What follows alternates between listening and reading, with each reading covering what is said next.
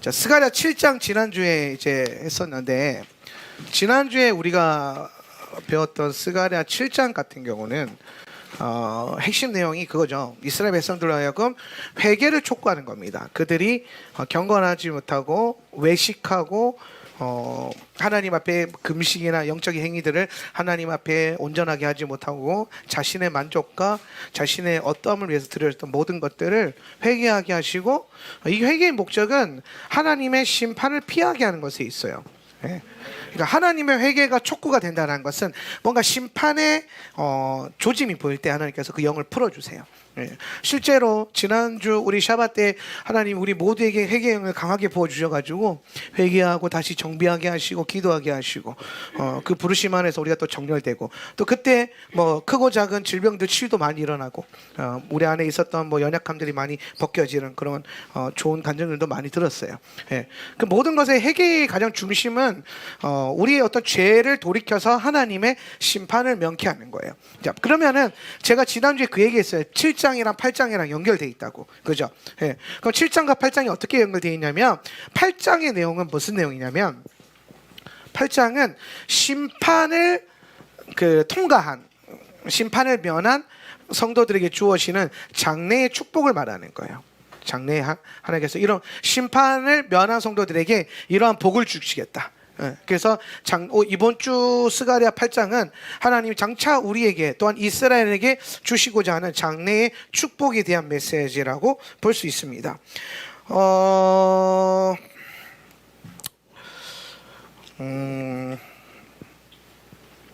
교재에 들어갈까요? 자, 그래서 예루살렘 오늘 8장을 보면, 우리가 스가랴 8장은 스가랴 전체에 대한 핵심 주제, 스가랴서 전체가 이스라엘의 회복에 대한 비전이라고 그랬잖아요. 그럼 스가랴서 8장에는 어떠한 회복이 일어날 것인가가 되게 선명하게 나와 있어요. 그래서 여러분이 8장을 보면 스가랴서에서 하나님이 하시고자 하는 일들이 다 나옵니다. 그리고 이 일들은 다 천년왕국의 때에 일어나는 일들이에요. 천년왕국에서. 물론 우리가 천년왕국을 얘기할 때에 부분적으로는 킹덤 나우가 어느 정도는 저도 인정은 돼요. 영 안에서. 그런데 그것이 실제적인 킹덤, 오고자 하는 킹덤을 대체한다라고 보진 않습니다. 우리가 이 영이라고 하는 개념을 어떻게 이해하느냐가 참 중요한데, 영을 그냥 그 어떤 스피리추얼한 신비한 것들로만 이해한다기보다는 영은 일종의 하나님의 방법, 이거는 하나님께 속한 것이에요. 하나님께 속한 것. 우리 악한 영 이런 거 다 빼놓고 그냥 우리가 교회 안에서 영의 사람, 영의 인도함, 영혼육 이런 얘기 했을 때 여기 영이라고 하는 이 포지션. 자, 3분설 안 한지 좀 된 것 같은데 다시 한번 해볼까요? 자, 인간은 세 가지의 속성이 있다 그랬어요. 그죠? 뭐가 있다 그랬어요? 가운데 중심에 영이 있고, 그 다음에 뭐가 있어요? 혼이 있고, 그리고 육이 있어요. 뭐 영혼육이 있는 건 다 알잖아요. 근데 이거에 대한 정확한 정의가 중요한데, 자, 육은 뭐라 그랬어요? 겉사람. 육은 그냥 쉽게 설명하면 겉사람. 겉사람. 육은 뭐라고요? 겉사람. 그러면 혼부터는 뭐예요? 속사람이라고 하는 거예요. 그러면 속사람 중에서 두 개가 나눠지는 거야. 내 속사람이 두 개로 나눠지는 거야. 혼과 영. 그렇죠? 혼적인 속사람이 있고 영적인 속사람이 있는 거예요. 그러면은 요 혼이라고 하는 개념은 뭐라고 이해할 수 있냐면, 우리가 가지고 있는 감정 또는 이성도 여기 포함되어 있어요. 지정의가 다 포함된다고 볼 수 있어요. 전인적인 사람을 구성하는 가장 중요한 거는 감정과 이 생각, 이성으로부터 오는 이 판단이에요. 판단. 그래서 혼이라고 하는 거는 우리를 항상 이 감정과 이성과 전인적인 지정의를 가지고 뭔가를 판단하는 거예요. 그리고 혼이 하는 가장 중요한 역할은 이 땅에 있는 현상계를 인지합니다. 현상계를 이해하는 거야. 현상계를 인지하는 것이 혼적인 영역이라는 거야. 그러면은 영은 뭐냐면은, 영은 하나님과 소통하는 우리 안에 있는 본성이에요. 하나님의 형상이라고 볼 수 있고, 하나님이 거하시는 초소라고도 볼 수 있고, 또 하나님을 우리가 인지할 수 있는 능력. 하나님을 인지한다, 혹은 알아간다. 하나님이 거하시는 처소라고 하는 개념. 예. 뭐 통로도 되겠죠. 그래서 영이 하는 역할은 뭐냐면 오늘 우리로 하여금 하나님을 알 수 있게끔, 인지할 수 있게끔. 오늘 여러분 이 예배 가운데 오늘 예배하시는데 하나님이 여러분과 함께 하신 걸 느끼셨습니까? 네. 어떻게 느끼셨나요? 영으로 느낀 거예요. 그렇죠? 그러니까 우리가 어떻게 느꼈어요? 물어보면 말을 못해요. 왜? 우리가 늘 감각적으로 알고 있는 육과 혼으로 아는 게 아니거든요. 네. 물론 때로는 하나님이 육신과 감정으로 혼으로 나타나기도 하세요. 아예 없는 건 아니에요. 그런데 하나님은 영에 속하셨고 하나님 영이시기 때문에 우리가 영으로 반응할 때 영으로 우리가 경험된단 말이에요. 하나님 내 안에 계셔라고 할 때 하나님 오장육부 가운데 어디 계실까요? 내 안에 계시잖아. 그렇죠? 그러니까 이런 개념이 아니라는 거예요. 예. 하나님이 내 안에 계신다고 했을 때에는 어떤 우리 육신의 어떠함, 우리가 가지고 있는 현상의 어떠함이 아니라 우리 안에 있는 본성을 얘기하는 거예요. 내가 가지고 있는 본성. 사람이 육으로만 보면 안에 오장육부밖에 안 보이지만 영으로 본다면 그 안에 영적인 소통하는 통로가 있을 것이고 그것들을 이해하는 모든 혼적인 것들이 있을 수 있겠죠. 그죠? 예. 그래서 우리가 영이라고 하는 거는 하나님을 인지하는 모든 것이 다 영인 거예요. 네. 그래서 여러분이 어느 순간 갑자기 하나님 나와 함께 하시는 것 같다라는 느낌이 딱 들면 그게 영이 아는 거예요. 혹은 하나님과 내가 멀어진 것 같다라고 하는 건 영이 아는 거예요. 영이 그렇게 해서 계시. 그래서 영의 인도함을 받는다라고 하는 거는 내 영이 하나님의 영에 딱 취해져서 이렇게 이끌림 받는 거예요. 예.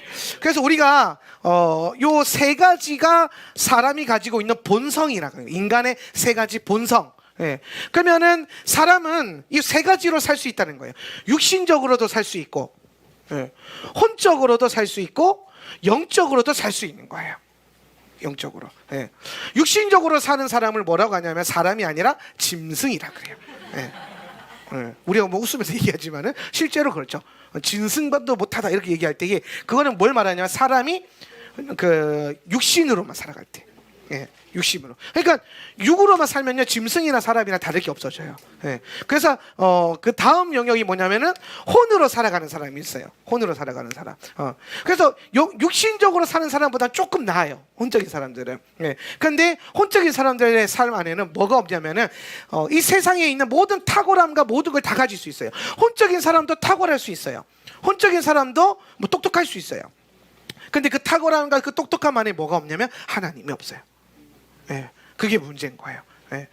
그래서 우리가 혼을 죽인다라고 한다. 혼을 죽이고 혼을 파쇄한다는 건 뭘 말하냐면은 혼이 혼과 영 요 사이에 벽이 있잖아요. 요게 벽이거든요. 동그라미. 그냥 해놓은 건 아니에요. 벽이 있는데 요 벽이 두꺼워요. 예. 그래서 요 혼이라고 하는 요 벽을 영을 손톱으로 막고 있는 요 혼이라고 하는 요 벽을 깨야 돼요. 파쇄를 해야 돼. 그래야 내 감정과 이성과 내 지정의가 하나님의 영의 인도함을 받을 수 있어요. 네. 영적인 작용이 일어나는 거예요. 혼의 작용이 일어나는 건 이것으로 살아가는 거예요. 감정으로 살고 자기 생각으로 살고 자기 의지로 사는 거예요. 근데 이게 딱 깨져가지고 영이 딱 그 영이 살아나고 영의 사람으로 딱 인도함이 되면 이 영이 혼과 육을 지배해요. 이렇게 가는 거예요. 이렇게 영이. 그래서 영이 혼을 다스리고 이 영이 육을 다스려야 돼요. 예. 그래서 내 감정대로 살지 않고 내 판단으로 살지 않고 뭐 한다? 기도해서 인도함을 받고 내 감정이 아니라 하나님 아버지의 마음으로 살고 예. 나의 의지가 아니라 성령이 주시는 힘과 능력으로 하고. 그러니까 여러분 생각해 보세요. 영이 깨어 있지 않은 사람들에게는요, 이 혼적인 사람들에게는 영적인 반응이 무식해 보이는 거예요. 이해가 안 되는 거야. 왜? 그게 알 수 없는 영역이거든요. 예. 그러니까 일요일 날 교회 가고 예배 시간에 예배 드리고 거기에 시간 드리고 하는 게 이해가 안 되는 거예요. 심지어 교회를 다닌다고 하지만 혼적인 성도들이 있어요. 영적인 반응이 없는 성도들이 있을 수 있어요. 예. 이게 되게 안타까운 현실이에요, 사실은. 교회가 혼적인 교회들도 있을 수 있어요. 그럼 그 혼적인 교회 안에 있는 성도들은 영의 자격이 없으니까 장로님 아들이나 권사님 아들을 뭐 혹은 집사님 아들 교회 잘 다니는데 고3만 되면 교회를 안 보내요. 네, 왜? 고3이니까. 희한하죠. 저는 제가 전도사 사역하는데 제일 이해가 안 되더라고요. 아니 고3 애들이 안 와요 교회를. 왜 안 와요 고3 애들이 교회를? 고3이잖아요. 고3은 교회 안 와도 돼요? 근데 그 교회는 그런 문화가 있고 꽤 많은 교회 안에서 고3들에게 뭐 그런 이상한 저주를 주시는 것 같아요. 이건 뭐 특혜도 아니고 뭐라고 해야 될지 모르겠어. 그러니까 제가 이제 굉장히 그런 것과 씨름하고 이 영적이지 못한 면에 대해서 많이 괴로워. 그래놓고 수능 100일 기도는 또 다 해요. 또 그죠? 수능 기원 100일 기도는 또 다 해요.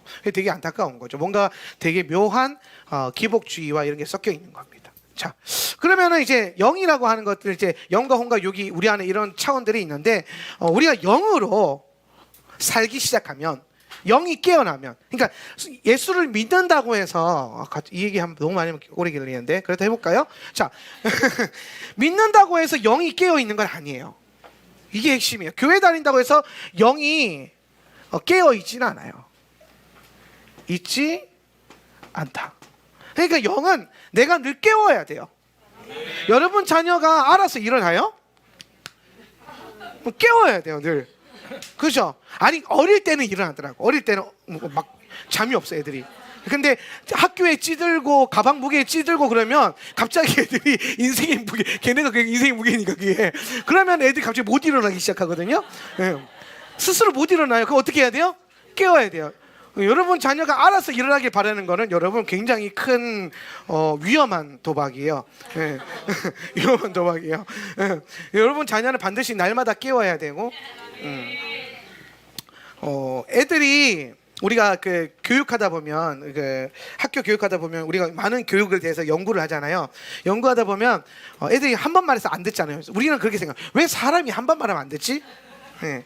근데 아이들은요 10번 말하고 100번 말하고 1000번 말해서 듣는다면 그렇게까지 말을 해줘야 되는 거예요. 예, 예. 그게 교육의 핵심이래요. 예. 그래서 될 때까지 말을 해주는 거예요. 될 때까지. 그러다가 되면 되는 거예요. 그러면 이제 깨어나는 거지. 근데 얘는 한 번 말해도 안 돼요. 맞아요. 당연히 한 번만 하면 당연히 안 된다니까요. 근데 어떤 애들은 한 번 말해도 되는 애들도 있어요. 당연히 또. 예. 그런 애들만 보면 안 돼요. 그런 애들은 10,000명 중에 1명 나올까 말까요. 100년 만에 하나 나올까 말까니까 그런 아이들을 찾지 마시고 여러분의 자녀는 그런 자녀가 아니에요. 예. 100번 말하고 1000번 말해줘서 말해줘야 돼요. 될 때까지. 예. 저는 한 선생님과 부모님과 목사님의 가장 주 임무가 그거라고 생각해요. 될 때까지 말해주는 거. 제가 설교 얼마나 많이 했어요. 예. 내가 몇 편을 했을까 설교를 과연. 예. 근데 그 설교도 다 모아놓으면 내용은 하나일 거예요. 근데 내가 왜 계속 그걸 말하는데 여러분이 날마다 새롭게 느껴지고 분명히 계속 하는 말 또 하는데 갑자기 감동이 되고 평소에 안 되다가 갑자기 감동이 되고 그러다가 지난주까지 해볼까 했는데 이번 주에 또 안 되고 막 그러니까 했던 말 또 듣고 했던 말 또 듣고 하는 거예요. 예. 그러다 제가 여러분한테 한두 번 해서 안 된다고 해서 교회를 포기하나요? 아니에요. 될 때까지 선포하는 거예요. 네. 그런데 여러분 영도 마찬가지예요. 우리 영이 한 번 깨어있으면 늘 깨어있으면 안 되나? 근데 아니에요. 예. 우리의 육신이 잤다가 잠들었다가 일어나서 이게 패턴, 바이오 리듬이죠. 이 리듬이 이렇게 건강하게 해주면 몸이 건강해진 것처럼 영도 어느 일부분은 잠들 수 있어야 돼요. 여러분 영이 24시간 깨어있으면 어떻게 살아야 되는지 아세요? 그냥 이 땅에서 못 살아요. 네. 그런 분들 있잖아요. 모든 게 다 막 영적이고 신령해 보이고 막 이 땅에서 걷고 있는데 하늘을 동동동동 걷는 그런 것 같은 신령한 그런 분 목사님도 아닌데 그런 분들이 많거든요. 네. 그런 분들이 일부러 그러는 게 아니라 영이 많이 깨어 있어서 그래요. 영이 깨어 있는 시간이 너무 많아서 그래요. 네. 그런데 그렇게 되면 될수록 이제 현상계랑 인간계랑 많이 멀어지잖아요. 근데 우리의 목적은 나 혼자 거룩해지는 게 아니에요. 여러분 이거 잘 잡아야 되는 게 여러분이 거룩해지고 여러분이 영적인 사람이 되고 교회가 더 좋은 교회가 되는 거는요 우리끼리 좋고 나 혼자 좋으려고 하는 게 아니에요. 이게 영적인 훈련도 영적인 훈련 그거 해가지고 동동동 해가지고 자기 혼자 24시간 성령님과 교통하는데 내 옆에 있는 김집사랑 교통이 안 되면 틀린 거예요. 요거 이해되세요? 네. 왜냐하면 우리는 교회는 세상의 빛과 소금이 돼야 돼요. 교회는 세상과 등지고 살아서는 안 돼요. 세상 속에서 영향력도 줘야 되고 능력도 나타내야 되고 복음도 전해야 돼요. 그죠? 예, 세상 속에서 빛과 소금이에요. 근데 어떤 면에서 또 세상과 분리되는 부분들도 있단 말이에요. 이게 건강하게 생겨야 되는 거예요. 건강하게. 그래서 건강한 교회는요, 에클레시아로 잘 모이고 디아스포라로 잘 흩어지는데 요 주기가 정확해야 돼요. 이게 그러니까 모일 때 모일 줄 알고 흩어질 때 흩어질 줄 알아야 돼요. 근데 요거 엇박자 타기 시작하잖아요. 그러면 이상해지기 시작해요. 영이, 예, 밸런스가 깨지는 거예요. 영도 마찬가지예요. 제가 가끔 어떤 분들이 목사님은 24시간 영이 깨어있는 줄 알고 목사님 갑자기 기도해 주세요, 예언해 주세요 막 이런단 말이에요. 그럼 굉장히 당황스러워요. 예. 하려면 할 수 있지. 영을 쥐어짜가지고 막 이러면서 뭐 쥐어짜면 뭐든 나오니까. 근데 제가 원하는 방법은 그게 아니고, 그러면 이제 기도해 주세요 그러면 갑자기요? 특히 이제 그냥 축복기도 감사기도 이거는 그냥 내가 감동으로 해도 되잖아요. 근데 영적인, 저는 보통 그런 기도 잘 안 해요. 네, 그래서 제가 항상 저한테 기도 받으려면 스케줄을 미리 짜고 오라는 게 뭐냐면, 스케줄 딱 잡히면 제가 기도를 하기 전에, 만나기 전에 이걸 딱 켠단 말이에요. 영의 스위치가 있어요. 이게 여러분 훈련하면 알게 돼요. 영적인 감각을 계속 켜놓고 살 수는 없거든요. 네, 왜냐하면 그러면 잠을 못 자요. 예, 이게 양심 역사도 많이 일어날 수 있고, 그래서 우리가 정확한 때에 영적으로 켜고 깨어 있으려고 하고, 또 어느 순간에서 영이 잠든다는 개념보다는 영적인 스위치를 살짝 꺼놓고, 예, 항상 24시간 영으로 반응할 수 없잖아요. 그러니까 뭐 길 가다 자빠져도 귀신이 막 이런단 말이에요.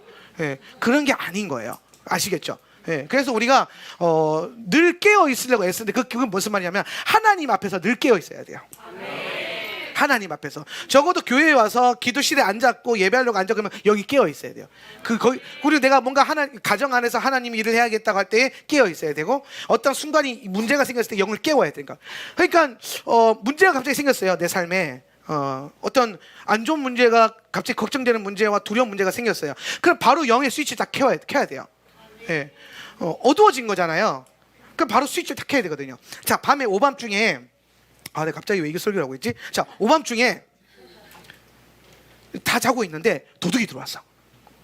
도둑이 들어왔어요. 그러면 이 도둑을 효과적으로 내쫓는 방법이 뭘까요? 불을 켜면 돼요. 불 켜면서 도둑이야! 그러면 도둑이 놀라서 도망가요. 예. 그거 아세요? 도둑이 여러분보다 더 강할 수도 있어요. 도둑이 여러분보다 더 셀 수 있어요. 육체적인 힘으로. 그죠? 근데 도둑은 본성이 뭐냐면 드러나고 불 켜지고 자기가 탄로나면 도망가는 게 습성이에요. 예. 여러분 삶에 나타나는 여러 가지 원수가, 마귀가 주는 문제와 귀신이 주는 어려움들 똑같아요. 여러분이 영의 스위치를 딱 켜가지고 내가 영으로, 이건 귀신이, 원수가, 이건 내 미혹인가 시험인가 고난인가, 이렇게 영으로 딱 반응하면요, 여러분 안에 있었던 원수의 흐름들이 딱 끊어져 도망가요. 그리고 그때부터 영의 사고가 되는 거예요. 예. 그러니까 아프거나 힘들거나 문제가 있을 때에 자꾸 영적인 스위치를 켜려고 하셔야 돼요. 그때 꺼져 있으면 안 돼요. 그래서 내 영아 깰지어다를 해주는 거예요, 그때. 예.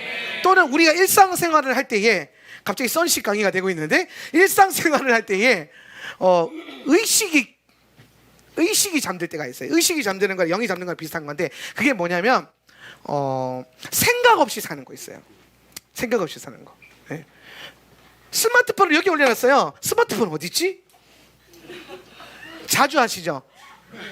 근데 여러분 그거 안 좋은 거예요. 영이 잠들어 있는 거예요. 그때 빨리 깨워야 돼. 내가 지금 의식이 잠들었구나. 내 영아 깰지어다. 그게 뭐 나이가 들고 건망증이 아니에요. 영이 깨어나면 여러분 그 모든 게 회복이 돼요. 네. 근데 왜냐하면 제가 무슨 얘기하냐면, 이게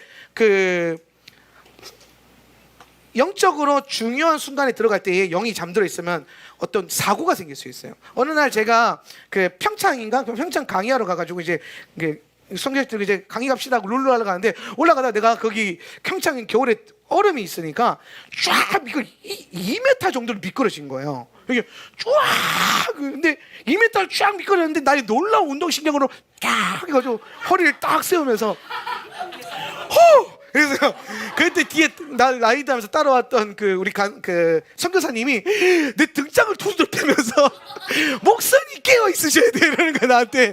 그러니까 너 강의할 지 얼마 안 남았는데 이렇게 잠들어 있냐고, 영이 깨어야 된다고. 그래서 내가 당황을 해가지고 죄송합니다, 내 영아 깰지어다 막 이러고, 그러고 예배당에 딱 들어갔거든요. 예배 인도자가 예배를 하고 있었어요. 보통 그런 강의들은 가면은 미리 예배하고 있고 제가 중간에 들어갈 때가 많거든요. 들어갔는데 예배 인도자가 즉흥 찬양하는데 내 영아 깰지어다 막 이걸 하고 있는 거야. 이 놀라운 하나님의 타이밍. 그래서 내가 지금 영이 깨어 있었구나. 내가 너무 자주 온 장소라고 영을 함부로 이렇게 잠들게 해놔. 그래서 내가 그 앉아가지고 뒤에 앉아가지고 바카스 하나 따먹고 내 영아 깰지어다, 내 영아 깰지어다. 근데 여러분 이 순간에서도 미끄러질 때 다행이네 하고 지나가는 사람들이 있단 말이에요. 그게 영의 잠듦이라고 생각 못할 수도 있어요. 예. 제가 이 영적인 얘기 지금 왜 하냐면은 8장에서 풀어지는 이 축복이 놀랍게 연결됩니다. 자 보세요. 이 축복이 천년왕국에 일어나는 거예요. 천년왕국에. 그 8장이 지금 나에게는 소망, 아무런 그게 없나? 효과가 없나? 응답이 없나? 읽을 필요가 없나? 그게 아니라 이 8장 안에 나타나는 수많은 일들이 천년왕국 가서 완성이 되겠지만 오늘 이 하나님의 계시가 영 안에서는 부분적으로 우리의 상관들이 지금도 나타나고 있어요. 지금도 이게 예루살렘을 향한 영적인 비전이지만 오늘 여러분 예루살렘이 세 개가 있거든요. 예루살렘은 세 개가 있어요. 첫 번째 이스라엘에 있는 예루살렘, 두 번째 내 마음에 임한 예루살렘, 세 번째 예수님과 함께 내려올 새 예루살렘. 할렐루야, 믿으십니까? 근데 여러분 그 새 예루살렘이 원래 같은 거예요. 원래 같은 거라고. 이게 이해가 돼야 돼. 예. 그래서 우리가 육의 한 명씩, 혼의 한 명씩, 영의 한 명씩 다른 거예요? 아니에요. 본성으로 나눠놨지만 이게 사실은 세 개가 하나인 거예요. 한 명질인 거예요. 그렇죠? 그래서 이 세 개가 영으로 하나가 돼야 된다는 거예요. 마찬가지로 오늘 여러분 영 안에 임한 예루살렘을 통하여서 이스라엘에서 여러분은 장차 올 새 예루살렘도 볼 수 있고 여러분 마음 안에 임한 예루살렘이 그 땅에 임하는 것을 볼 수도 있습니다. 성경에 나타나는 이 지금 8장은요 천년왕국의 때에 일어날 일이지만 여러분이 이스라엘 갔을 때에 이 사건들이 실제로 여러분 눈앞에 지금도 부분적으로 영적으로 봐졌을 때에 이 말씀이 생각나면서 성취되었구나라는 게 느껴질 수 있어요. 네. 영 안에서 오늘 여러분 하나님이 어디 계세요? 자, 하나님 계신 곳이요 세 군데예요. 아까 내가 3으로 그냥 맞춰볼게요. 아까 세 개였으니까 3분설로 시작했으니까 끝까지 한번 가봅시다. 하나님 어디 계세요? 내 안에. 또 어디 계세요? 하늘 보좌에. 그죠? 또 어디 계세요? 아까 우리 김일씨 맞았는데 어디에요? 내 주변에 항상 계시네. 그죠? 어디에든 계세요. 무소부재 하나님, 무소부재 하나님, 내주하신 하나님, 보좌 위에 하나님. 그죠? 그 세 하나님이 달라요? 같은 분이에요. 근데 어떻게 이렇게 역사하세요? 영 안에서. 영 안에서. 하나님의 보좌가 3층짜리에 있죠. 근데 하나님 보좌가 3층짜리에만 있나요? 아니 어디에 있어요? 여러분 안에 하나님 보좌 있죠. 또 한 군데 더 있어요. 보좌도 세 군데 있다니까. 어디 있을까요?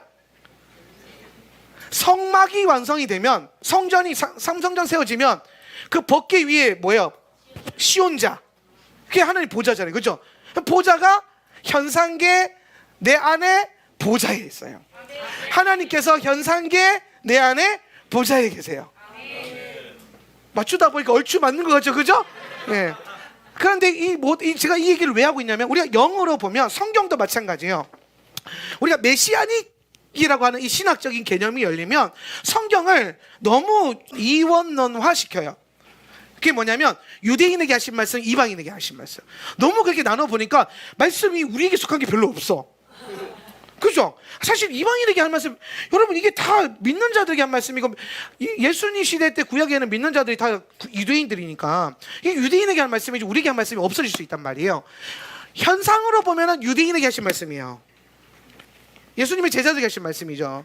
그런데 영어로 보면 뭐예요? 나를 향한 말씀이에요. 그죠? 나를 향한 말씀이에요. 예. 그리고 장차 올 말씀이죠. 이게 이해가 되세요? 예. 그렇다면 오늘 스가랴 8장을 볼 때에 스가랴 8장을 보면 제가 이 스가랴 8장 읽을 때에 이스라엘 처음 갔을 때에 스가랴 8장 말씀이 딱 생각이 났었어요. 그게 어디 말씀이었냐면 4절에서 5절인데요. 한번 읽어보실래요? 나 만군의 주가 시작. 나 만군의 주가 말한다. 예루살렘 광장에는 다시 남녀노인들이 한가로이 앉아서 쉴 것이며 사람마다 오래 살아 지팡이를 짚고 다닐 것이다. 어울려서 노는 소년 소녀들이 이 도성의 광장에 넘칠 것이다. 아멘. 이스라엘에 가면 예루살렘에 벤예후다 거리라는 게 있고요. 그 거리를 쭉 내려오다 보면 큰 광장이 있어요. 거기서 뭐 버스킹도 하고 많은 것들을 하는데 거기에 크고 작은 의자들이 있어요. 저는 거기 앉아서 거기를 되게 좋아해요. 왜냐면 거기에 마트가 있어요. 그래서 저 어딜 가나 마트부터 찾거든요. 예, 거기 마트가 있어요. 예, 그 마트 앞에서 뭐 물건 아이스크림 같은 거 사와서 거기 앉아서 어느 날은 이제 좀 쉬면서 보고 있는데 이 말씀이 생각이 나는 거예요. 예. 그 광장, 예루살렘 광장에는 남녀 노인들이 한가로이 앉아서 쉴 것이고, 진짜 그렇게 보니까 막 어른들이 앉아서 쉬고 있고 막 그런 거예요. 그래서 사람마다 오래 살아 지팡이를 짚고 다니고, 그 지팡이를 진짜 짚고 지나가는 어른들이 막 보이는 거예요. 예. 그리고 어울려서 노는 소녀 소녀들이 이 도성이 넘치고, 그러니까 막 뛰어다녀. 유대인들은요 또 애를 겁나 많이 낳아요. 애들이 기본 7, 8명이니까 여기 가보면 알아요. 막 유모차 끌고 있는 게 큰애예요. 예, 큰애. 근데 그 옆에 장성한 큰애가 또 있어요. 그 뒤에 부모님이 또, 엄마가 애를 또 하나 안고 있어. 그래서 줄줄줄줄 걸어가요, 진짜. 와, 엄청나요. 번성의 복이 거기 가면 보여요. 그런 아이들이 진짜 막 놀면 그게 똑같아요.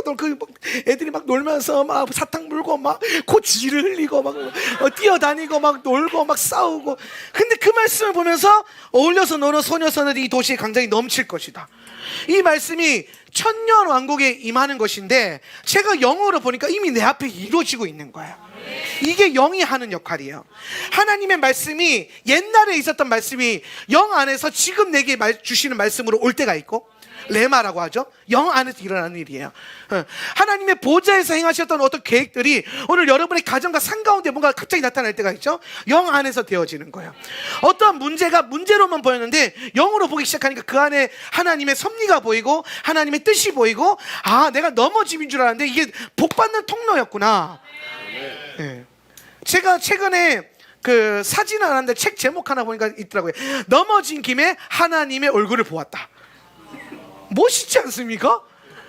자빠진 거예요. 살다 보면 자빠질 수 있잖아요. 근데 넘어진 김에 하나님의 얼굴을 보고, 와, 그게 가슴을 확 때리는 거예요. 영으로 보니까 되는 거예요.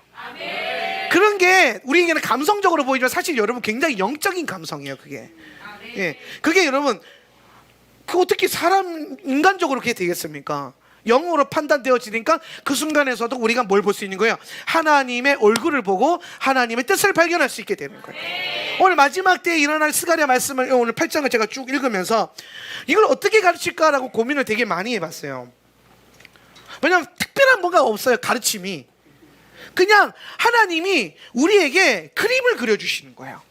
내가 천년왕국의 때에 이러한 회복을 너희들에게 줄 거야. 이러한 일들을 나타낼 거야. 근데 지금도 그렇지만 스가랴 시대 때는 도저히 상상도 안 되는 일인 거예요. 포로 이후에 성전도 제대로 세워져 있지 않은 그 예루살렘이 얼마나 황폐하겠습니까? 그 번화하던 그 도시가 그 포로국으로 되면서 얼마나 초라해졌겠습니까? 황폐해지고. 근데 그 상황에서도 하나님은 이스라엘에게 이런 회복의 말씀들을 비전으로 주시는 거예요. 예. 그때부터 유대인들은 이 말씀 안에서 그 천년왕국의 비전을 바라보는 거죠.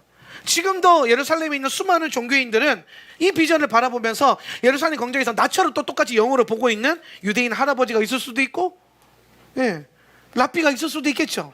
예. 그러면서 오늘 우리가 영으로 이 말씀을 비전으로 그려가면 참 좋겠다라는 생각을 하면서, 그렇다면 8장은 우리에게 어떤 예루살렘 회복에 대한 말씀을 주고 계시는가에 대해서 차근차근 이게 한번 소개하는 가르침이라기보다는 여러분 몇 번 읽으셨으니까 딱 왔을 거예요. 그걸 제가 정리하는 느낌으로 오늘은 메시지를 해보겠습니다. 첫 번째로 이제 시작이에요, 여러분. 첫 번째로는 2절 한번 읽어볼까요? 8장 2절. 나 만군의 주가, 시작. 나 만군의 주가 말한다. 나는 시온을 열렬히 사랑한다. 누구라도 시온을 대적하면 용서하지 못할 만큼 나는 시온을 열렬히 사랑한다. 아멘. 자, 시온은요 예루살렘을 말하는 거예요. 예루살렘이 산 위에 지어진 동네거든요. 그렇기 때문에 예루살렘을 우리가 표현할 때는 시온이라는 표현을 같이 섞어서 쓰기도 해요. 시온, 예루살렘. 그럼 내가 시온을 사랑한다. 하나님은 예루살렘을 사랑하신다라는 거예요. 예. 7장 말씀이 회개와 심판에 대한 메시지를 주는 거였다면 8장은 그 심판을 면한 사람들에게 하나님이 어떤 축복을 주실 것인가, 그 축복의 핵심이 어디에 있냐면 그 중심이 예루살렘에 있다라는 거예요. 예. 오늘 하나님이 우리에게 스가랴 8장에서 주시고자 하는 이 축복의 언약을 여러분에게도 동일하게 적용이 되게 하려면 여러분의 삶 가운데 예루살렘의 언약적 축복과 여러분의 삶이 연결이 돼 있어야 돼요. 예. 이런 거죠. 제가 예를 들어서 이전 집사님이랑 집사님 제가 맛있는 거 사드릴게요 해서 약속을 잡았어요. 예. 우리 소고기 먹으러 갑시다. 저는 이제 해서 소고기 맨날 몇 시에 먹으러 갑시다. 그래서 집사님이랑 나랑 둘이서 약속을 딱 했어. 예, 소고기 먹으러 가. 그래서 소고기 먹으러 가려고 하는데 갑자기 그날 우리 가고 있는데 이상원 집사님을 딱 마주쳤어. 저희 어디 가세요? 우리 소고기 먹으러 간대요. 같이 가실래요? 네, 같이 따라가는 거야. 예. 예. 그러면서 소고기 먹는 사람이 세 사람이 됐고 그 옆에 또 유빈이 너도 소고기 먹는데 같이 가자. 네 사람이 소고기 먹는 거야. 예. 근데 잘 보세요. 제가 우리 두 사람이 걸어갈 때에 왜 수많은 사람을 마주쳤을 텐데 왜 이상원 집사님이랑 유빈이만 내가 데리고 가려고 그러겠죠? 아니까. 관계하고 있으니까. 어떤 언약의 관계도 있고 아니까. 예. 그리고 같이 밥 먹으러 갈 만한 사이가 되니까. 이해가 되세요? 그러면 여러분 하나님의 축복도 마찬가지예요. 성경에 나타나는 하나님의 축복도 그냥 예수를 믿고 교회만 다닌다고 해서 저절로 축복이 부어지는 게 아니라니까요. 뭔가 그 축복과 여러분의 삶이 연결이 되어 있어야 돼요. 예. 더구나 스가랴 8장에 나오는 이 축복은 예루살렘을 어떻게 축복할 것인가, 예루살렘에 어떤 복이 임하는가 로 채워져 있는 축복이란 말이에요. 그러면 여러분 이 스가랴 8장의 복이 여러분의 삶 가운데 지금 임하려면 여러분 삶이 지금 뭐와 연결되어 있어야 된다는 거예요? 예루살렘과 연결되어 있어야 되는 거예요. 예루살렘이 임하는 축복이니까 오늘 내 삶과 내 신앙 안에 예루살렘과 연결되는 뭔가가 있다면 그 복이 함께 연결되는 거예요. 오늘 우리 집사님이 지나가면서 나를 마주봐도 알 수 있는 것은 관계가 연결이 되어 있기 때문이죠. 오늘 성경 안에 있는 하나님의 말씀의 축복이 여러분이 연결되어 있다면 그 복이 임하는 자리에서 하나님은 그 복에 같이 연결되어 있는 자들 동시에, 그래서 하나님은 항상 딱 맞게 주시는 분이 아니라 흘러 넘치게 해주세요. 네. 여러분 삶 가운데 그런 생각을 해보세요. 뭔가가 중요해서 필요해서 기도했어요. 근데 항상 하나님이 그 주실 때에 딱 맞게 주세요, 흘러 넘치게 주세요. 어떤 분들은 나는 흘러 넘치게 안 주시고 딱 맞게 주시던데요. 근데 안 그럴 거예요. 자세히 생각해보면 저는 대부분 흘러 넘치게 주시더라고요. 근데 여러분 흘러 넘치게 주실 때 왜 흘러 넘치게 주셨을까요? 그렇죠. 내 몫이 아니에요. 땅만큼은 내 건데 흘러 넘치는 거는 다른 사람들을 뭐예요? 형통케 하는 거예요. 유익하게 하는 거예요. 예, 유익하게 하는 거. 오늘 나한테 예를 들어서 얼마만큼의 재정이 필요해요. 하나님께 기도했는데 하나님이 더 넘치게 주셨어요. 앗! 오예! 필요한 거 쓰고 남은 걸로 소고기 사 먹어야지. 다 아닌 거예요. 그 소고기 내 몫이 아닌 거야. 하나님 이거 왜 남았을까요? 김지사한테 소고기 좀 사다 줘라. 소고기 사다 주는 거야. 그 몫인 거예요. 그러면 하나님은 한 사람의 기도를 통해서 두 사람의 필요를 채우시는 거예요. 놀랍죠? 네. 여러분 그런 통로가 되어보고 싶지 않습니까? 네. 그래서 여러분이 뭔가를 베풀고 교제하고 나눌 때도 하나님의 음성을 들어야 돼요. 헌금할 때도 하나님의 음성을 들어야 돼요. 네. 누군가에게 구제를 할 때도 하나님의 음성을 들어야 돼요. 내 뜻대로 하면 안 돼. 내게 아니니까. 그래서 그런 주권의식 안에서 이게 왜 생겼지? 하나님 내게 뭐 하려 하시나? 기도했을 때에 뭐 해라. 그랬을 때 하나님은 정말 한 사람의 기도로 10명도 먹일 수 있고 100명도 먹일 수 있는 거예요. 예. 오병이어때 보세요. 한 사람의 믿음의 예물이 그 자리에 있는 5,000명을 먹이잖아요. 먹고도 남잖아요. 남자만 5,000명 먹었으니까, 그렇죠? 여자랑 아이들 치면은 적어도 15,000명은 먹었을 거란 말이에요. 누구의 기도로? 한 사람의 기도로. 그러니까 여러분 우리 교회가 잘 되고 여러분 잘 되는 거는요, 모두가 잘 될 필요가 없어요. 한 사람만 대박이 나면 돼요. 한 사람만 하나님 소리 확 붙들려가지고 쫙 쥐어짜는데 흘러 넘치는 거 또 괜찮아요. 하물며 오늘 언약 안에서 여러분 계속 그 언약의 비밀을 아는 자들은 한 사람이 쥐어짜면 그게 아니라 하나님 나를 쥐어짜소서 나를 드릴 거 아니에요. 그러면 하나님은 나를 통해서 수많은 사람들의 기도를 응답하게 하실 거고, 우리 그런 아브라함 같은 그런 축복의 근원이 되시길 축복합니다. 네. 그래서 우리가 예루살렘에게 임하는 이 복은요, 결국에는 우리가 예루살렘과 연결되어 있을 때 내 삶에 임하는 거예요. 여러분, 주중에 보면 수요일은 보통 다른 인터세션이 아니라 이스라엘을 중보하는 인터세션이죠. 이스라엘을 중보하는 게 예루살렘 형통함을 위해서 기도하는 거예요. 그럼 여러분, 그 예배에 참석할 때에 어떤 역사가 일어나느냐? 시편 122편 6절. 예루살렘을 시작. 예루살렘을 위하여 평안을 구하라. 예루살렘을 사랑하는 자는 형통하리로다. 아멘. 오늘 하나님 성경에서 딱 써놨어요. 예루살렘 형통을 위해서 평안을 위해서 기도하면은 그 사람에게 내가 형통함의 복을 주겠다. 네. 그럼 여러분, 수요일 날 와서 앉아가지고 예루살렘 기도 하나 보태면 어떻게 됩니까? 그 예루살렘에 임한 복이 내 삶에 연결되는 거예요. 오늘 스가랴 8장에서 이게 선포되어지는 이 예루살렘에 임하는 복이 내 삶에도 저절로 연결이 되는 거예요. 이게 영의 역사라니까요. 그러니까 여러분, 기도와 예배에 참여하는 게요, 그냥 결코 간단한 일이 아니에요.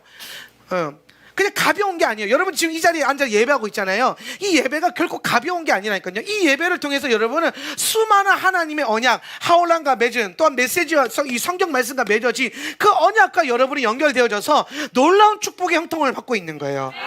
그럼 여러분, 반대로 생각했을 때 여러분, 예배 한두 번 빠지는 게요, 결코 간단한 문제는 아닌 거예요. 이렇게 그거 가벼운 문제가 아니야. 제가 그랬잖아요.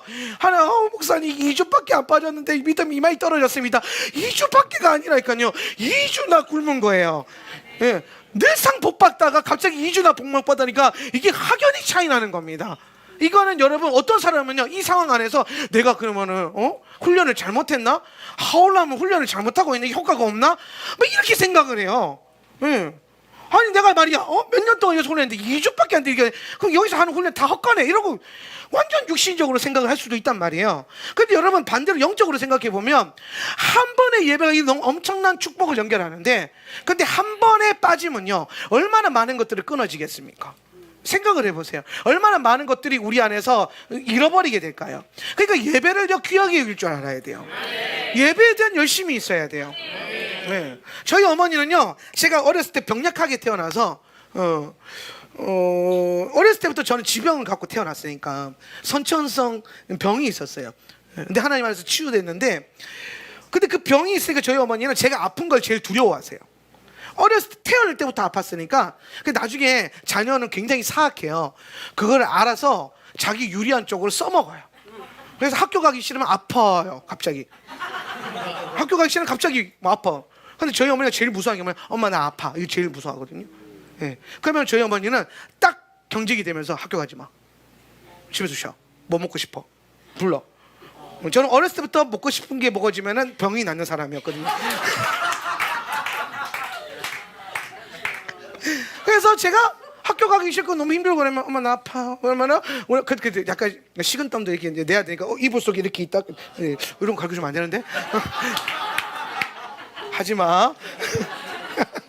그러다가 땀이 좀 나면 갑자기 나 마음이 안 좋은 것 같아요, 이러면은 엄마가 학교를 안 보냈어요. 그래서 저는 진짜 개근상 12년 동안 한 번도 못 받아봤어요.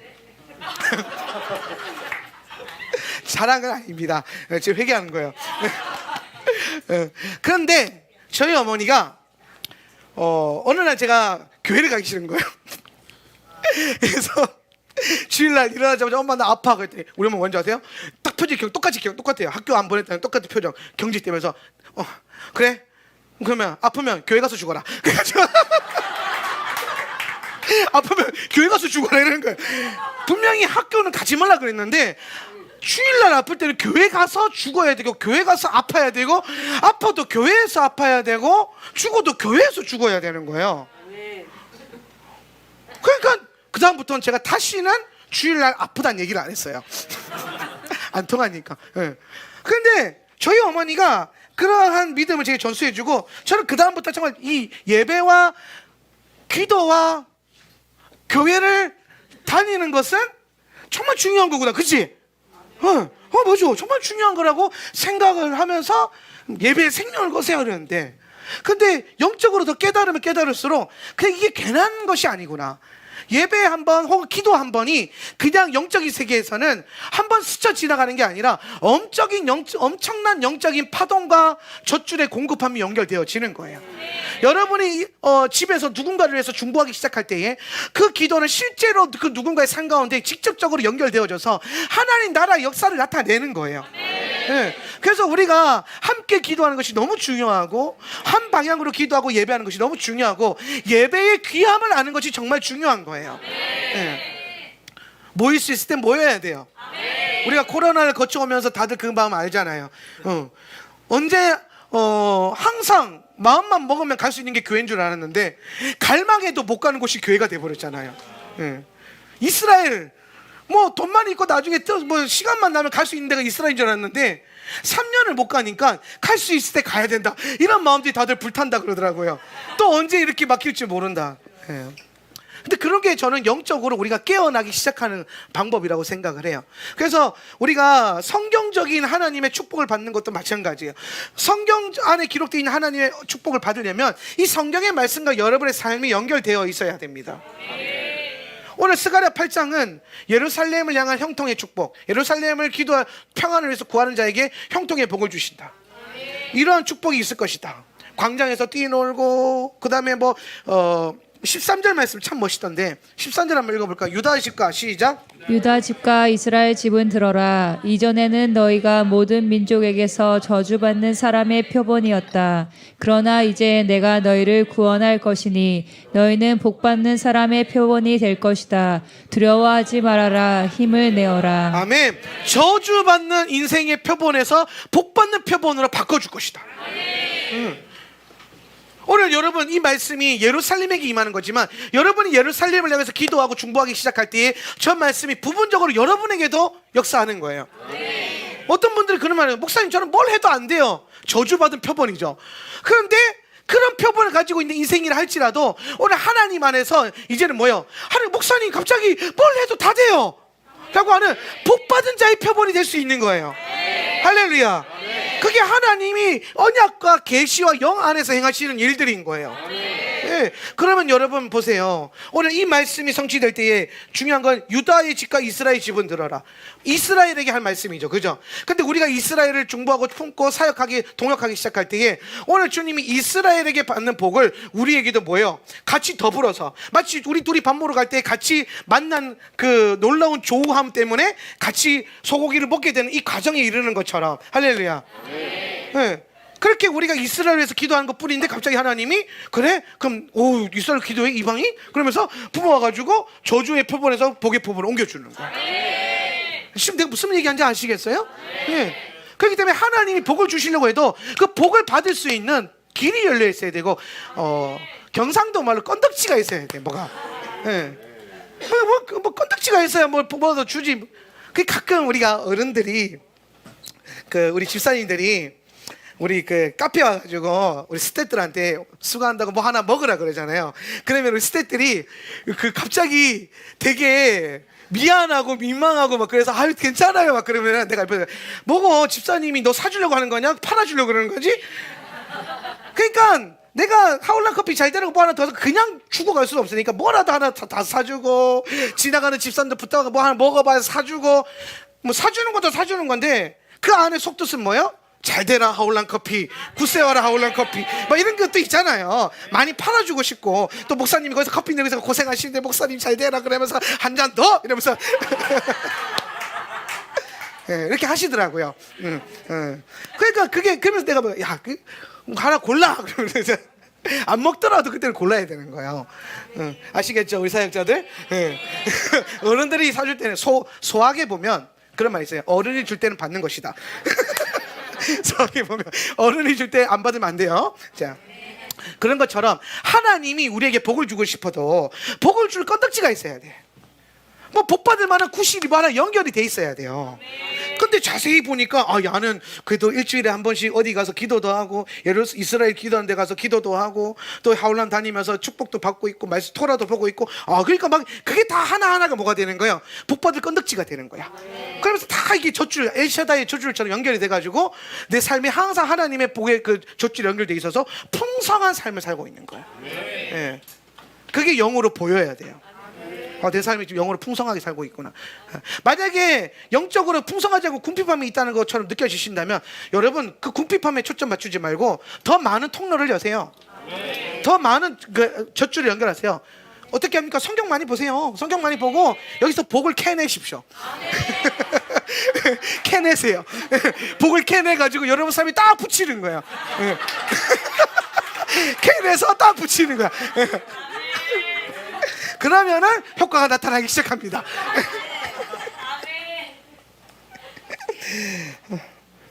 여기까지만 할까요? 벌써 1시간이 지났는데 아무튼 저는 이번에 이 8장을 읽으면서 여러분이 사실 8장을 쭉 읽어보면 많은 것들이 있는데 핵심은 그거예요. 예루살렘이 천년왕국의 중심이 될 것이고 거기에 예수님이 설 것이고 그 예루살렘 안에서부터 경제적인 부가 일어날 것이고 영적인 전환이 일어날 것이다. 어디에서? 예루살렘에서. 어디에서? 예루살렘에서. 그러면 여러분 예루살렘에서 그 엄청난 일들이 일어날 때에 여러분의 삶이 여러분의 신앙이 예루살렘과 연결되어 있어야 되지 않겠습니까? 밟아는 받나 예루살렘? 걸어는 받나 예루살렘? 이해가 되세요? 하울란 세터 처치가 왜 매년 이스라엘을 갔을까요? 돈이 많아서? 아니에요. 누가 그러더라고요. 저희 지방에 모임 딱 갔는데 한 목사 올해도 이스라엘 가. 예, 저희는 매년 갑니다. 야, 니네 교회 돈이 많은가 봐. 우리요 뭐 전재산 탁탁 털어서 가요. 전재산 탈탈 털어가지고. 우리 사역자들은요 그 어떨 때는 그 경비 모금 하려고 나가서 아르바이트도 했어요. 뭐 다른 커피숍 가서 아르바이트도 하면서 뭐 알바비 벌어 와가지고 뭐 그 넣기도 하고 귤 팔기도 하고 뭐 되는 건 진짜 다 팔았어요. 그래서 이게 우리가 진짜 하면서 그 많은 그 있는 돈 없는 돈 다 끌어가지고 모아가지고 이스라엘 밤든 거예요. 열흘 동안. 이게 이스라엘에 대한 계시와 영적인 축복에 대한 계시가 안 열려 있으면 아니 한 번 갔다 왔으면 됐지. 다들 그 얘기 하시더라고요. 한 번만 갔다 올 거라고. 가보세요. 그게 되나? 나도 그렇게 생각했어. 그래서 처음에 저도 이스라엘 처음 갈 때요 15박 16일 갔나요? 우리 집사님 어디 가시나? 우리 14박 15일? 14박 15일 갔어요. 진짜 제가 살이요 그때 8kg가 빠졌어요. 왜냐하면 저는 오리지널 토종 한국인이라서 외국 음식을 못 먹어요. 입이 좀 뭐라 그럴까 세련되지 않아서. 그래서 호텔 그 엄청난 몸을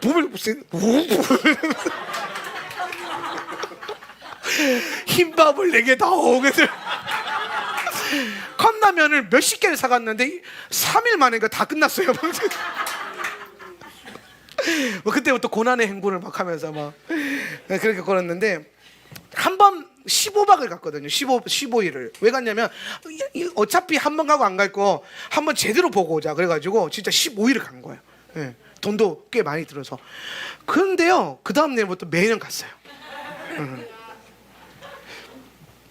많은 사람들이 이스라엘 왜 갑니까? 라고 할 때에 뭐 제가 어떤 답을 드려야 될지 사실 잘 모르겠는데 제가 이스라엘을 가는 목적은 딱 하나예요. 하나님의 눈동자가 이스라엘을 향하고 있대요. 아세요? 말씀 있는데 어디 말씀이었더라? 제가 여기 스가랴 2장 8절 말씀. 만군의 주님께서 시작. 만군의 주님께서 이렇게 말씀하신다. 주님께서 나에게 영광스러운 임무를 맡기시고 너희를 약탈한 민족에게로 나를 보내시면서 말씀하신다. 너희에게 손대는 자는 곧 주님의 눈동자를 건드리는 자다. 이스라엘을 건드리면 주님의 눈동자를 건드린다는 거예요. 이게 무슨 말이에요? 주님의 눈동자가 이스라엘을 향하고 있다는 거예요. 그러니까 여러분이 지금도 마찬가지거든요. 하나님의 눈동자가 예루살렘 안에 있어요. 특히나 지금은 이방인의 충만한 시즌이 끝나고 이스라엘 회복의 때로 터닝이 됐기 때문에 주님의 온전한 눈이 중동 아랍과 이스라엘을 향하고 있어요. 그럼 여러분 이 땅에서도 예수 믿으면서 가기 좋지만은 예루살렘에 가면은 눈에 딱 띈다니까요. 누구 눈에? 하나님 눈에 딱 띄는 거예요. 왔어? 왜 왔어? 힘들 텐데 어떻게 왔네? 이러는 거예요. 저는 개인적으로 그런 마음이에요. 하나님이 예루살렘을 향해서 엄청나게 천년왕국만 하더라도 전 세계의 중심이 이스라엘이 되고 전 세계의 큰 도성이 예루살렘 안에 설 것이고 예수님이 거기서 왕노릇 하실 것이고 열방을 다스린대요, 예루살렘에서. 그래서 예수님이 계시는 도성이기 때문에 그 예루살렘은 더 넓어질 것이고 더 아름다워질 것이고 더 복을 받을 것이고 예루살렘을 통하여서 경제적 부가 일어나고 놀라운 영적인 전환이 일어난대요.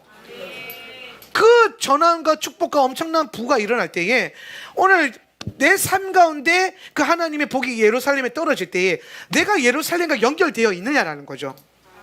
나의 기도와 나의 어떤 신앙과 나의 인생의 여정 가운데 예루살렘을 터치하고 걸었던 여정이 있었는가라는 거예요. 그게 있다면 우리는 또 다른 하나님의 축복의 통로를 또 열게 되는 거예요. 엄청난 축복의 통로죠. 이스라엘 가면은 뭐 새로워지나 막상 그런 것 같지는 않아요. 이스라엘 가면은 막 갑자기 여기가 예수님이 걸으셨던 땅이고 여기가 주님이 그럴 것 같았는데 그냥 무덤덤하게 걷더라고요, 저는. 그리고 이스라엘 갔다 올 때마다 저는 항상 그렇게 생각해요. 내년에 안 가야지라고. 내가 우리 와이프는 알아요. 매년 저는 내년에는 안 가. 근데 매년 갔어요.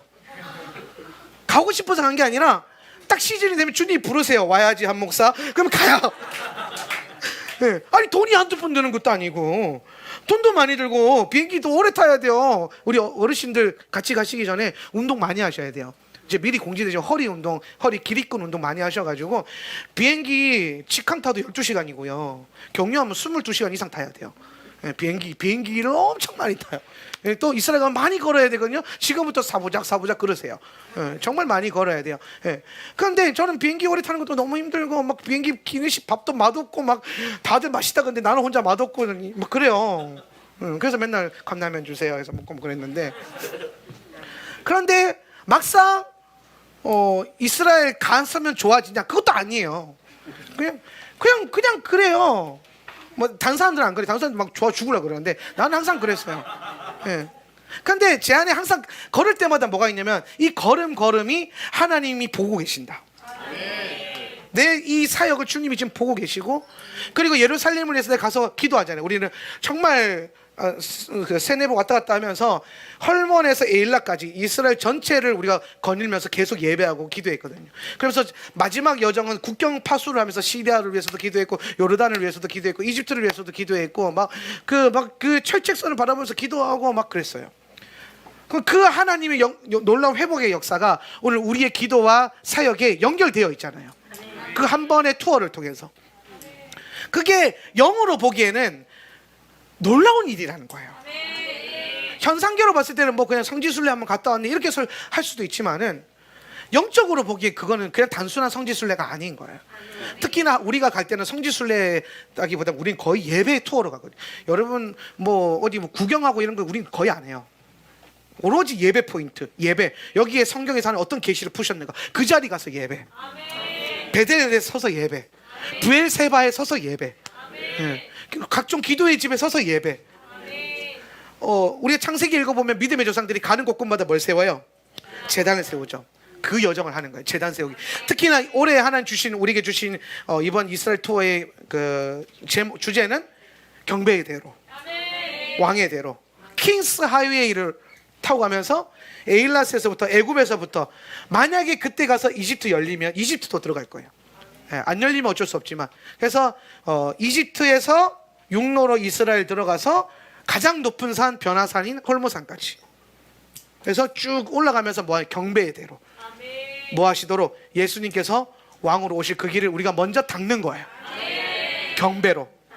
예수님 실제로 오실 때에 그 땅에 주님을 위해서 라인업 될 때에 우리가 그때 드려졌던 경배의 대로의 경배가 그때의 능력으로 역사로 나타나는 거예요. 네. 그렇게 영으로 또 우리는 주님의 일에 연합이 되는 거예요. 그 일에는 그 엄청난 영적인 일에 수백만 원 드리는 거 아깝지 않아요. 돈 벌어서 뭐합니까? 하나님 섬기죠. 돈 벌어서 뭐합니까? 이스라엘 가죠. 할렐루야. 네, 여러분 오늘 여러분의 모든 삶이 영적으로 되어질 때에 그것이 결코 아깝지 않을 것입니다. 그리고 재정적으로 힘든 경험 가운데 있는 분들은 기도하십시오. 하나님 어떻게 풀어주시는지 보세요. 네, 저는 많은 기적을 많이 체험했어요. 네, 정말 저도 없는 형편에 여러 번 다녀왔는데 하나님 그때마다 놀랍게 채워주시고 감당하게 하시더라고요. 네. 갔다 오신 분들 많잖아요. 우리 이스라엘 제일 많이 갔다 온 게 가정이 어디지? 우리 박지성이 가정이 제일 많이 갔다 왔죠? 네. 한번 어떠한 간증이 있었는지 한번 들어보세요. 네. 이 집안 5명 가면 한 번 갈 때마다 1,500만 원, 2,000만 원 깨지는데 네. 그렇게 부유해 보이지 않는 가정인데 네. 네. 근데 어떻게 그런 그 결단을 내리고 갈 수 있었을까? 그리고 우리 그 남편 집사님들, 우리 남자 집사님들은 과연 10일의 휴가를 받을 수 있는가? 이것도 사실 굉장히 큰 딜레마거든요. 예. 그래서 그럼 어떻게 하셨는가? 뭐 이런 것도 한번 여쭤보시면서 그런 은혜의 여정, 막 믿음의 모험.